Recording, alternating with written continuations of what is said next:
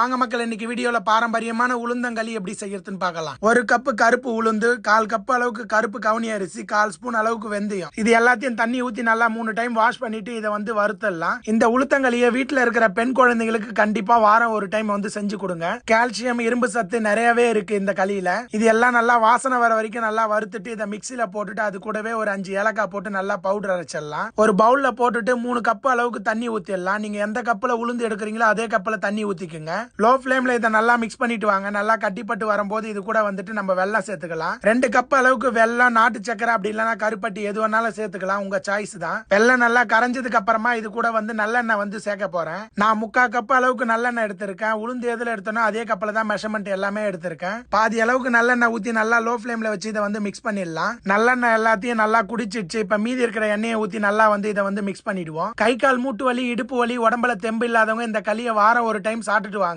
உடம்பு நல்லா வலுப்பெறும். இதை நல்லா லோ ஃபிளேம்ல இது போல நல்லா மிக்ஸ் பண்ணும்போது குடிச்ச எல்லா எண்ணெயும் கக்கிடும். இந்த பக்குவம் கரெக்டான பக்குவம். இப்ப இதை வந்து இறக்கிடலாம். இப்ப இருக்கிற 2K கிட்ஸுக்கெல்லாம் இந்த மாதிரி பாரம்பரியமான சாப்பாடு வகைகள்லாம் அழிஞ்சு போகாம இருக்கிறதுக்கு அவங்களுக்கும் இந்த வீடியோ வந்து ஷேர் பண்ணி விடுங்க மக்களே.